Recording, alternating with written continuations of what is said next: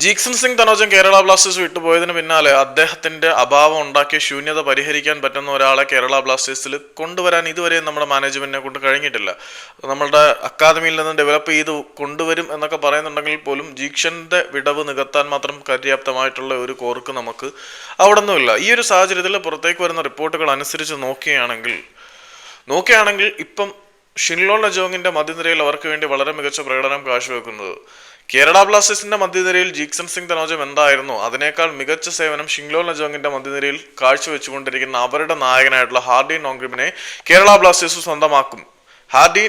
Kerala Blasters സ്വന്തമാക്കും എന്ന തരത്തിൽ ചില റൂമറുകൾ പ്രചരിക്കുന്നുണ്ട്. നോങ്ഗ്രയെ കുറിച്ച് പറയാനാണെങ്കിൽ ഞാൻ ഷിൻലോൺ ലജോങ്ങിനെ ഇഷ്ടപ്പെടുന്ന ആളാണെന്ന് നമ്മളുടെ വീഡിയോ കാണുന്ന ആളുകൾക്കെല്ലാം അറിയാം. കാരണം ഞാൻ ഐ ലീഗ് ക്ലബ്ബുകളിൽ ഏറ്റവും കൂടുതൽ മെൻഷൻ ചെയ്യുന്നത് ഷിൻലോൺ ലജോങ്ങിനെ കുറിച്ചാണ്.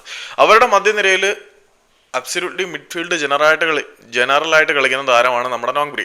പിന്നെ ഒരു പ്രശ്നം എന്താണെന്ന് ചോദിച്ചു കഴിഞ്ഞാൽ ആ പ്രശ്നത്തിലേക്ക് വരാം. അതിനു മുമ്പ് താരത്തിന്റെ ഒരു കരിയർ എക്സ്പീരിയൻസും കാര്യങ്ങളൊക്കെ പറയാനാണെങ്കിൽ 27 വയസ്സാണ്. ഷിൻലോൺ ലജോങ്ങിൽ കൂടെ തന്നെയാണ് കരിയർ ആരംഭിച്ചത്. പിന്നീട് സത്തേൺ സമിതിയിലേക്ക് പോയി, അവിടെ നിന്ന് ബംഗളൂരു യുണൈറ്റഡിലേക്ക് പോയി, വീണ്ടും തിരിച്ച് ഷിൻലോൺ ലജോങ്ങിലേക്ക് തന്നെ വന്നു. 27 വയസ്സാണ്. ഇപ്പം ഷിൻലോൺ ലജോങ്ങിന്റെ ക്യാപ്റ്റനാണ് അദ്ദേഹം.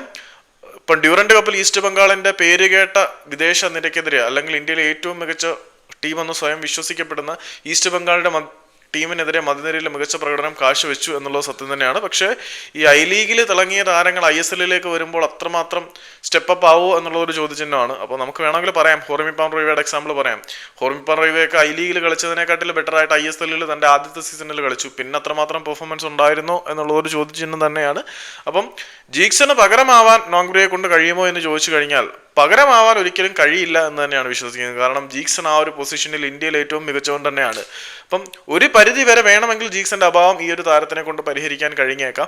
കുറച്ചുകൂടി മെച്ചപ്പെട്ട എക്സ്പോഷർ കിട്ടിക്കഴിഞ്ഞാൽ ഭാവിയിൽ ജീക്സന് പകരക്കാരനാവാൻ മാത്രം പര്യാപ്തത ഇദ്ദേഹത്തിനുണ്ട് എന്ന് വിശ്വസിക്കാം. പക്ഷേ നിലവിലെ ബ്ലാസ്റ്റേഴ്സിലുള്ളവരെക്കാട്ടിലും ബെറ്ററാണ്. ഈവൻ ഫ്രെഡിയെക്കാട്ടിലൊക്കെ നല്ല താരം തന്നെയാണ് ഹാർഡി നോങ്ബ്രി എന്നാണ് എൻ്റെ ഒരു വിലയിരുത്തൽ. സോ കേരള ബ്ലാസ്റ്റേഴ്സ് ട്രാൻസ്ഫർ മാർക്കറ്റിന്റെ തിരശ്ശീല വീഴാൻ ഇനി മണിക്കൂറുകൾ മാത്രം ശേഷിക്കുന്ന സാഹചര്യത്തിൽ ഈ ഒരു താരത്തിനെ സ്വന്തമാക്കും എന്ന തരത്തിൽ വ്യാപകമായിട്ട് പ്രചരണങ്ങളുണ്ട്.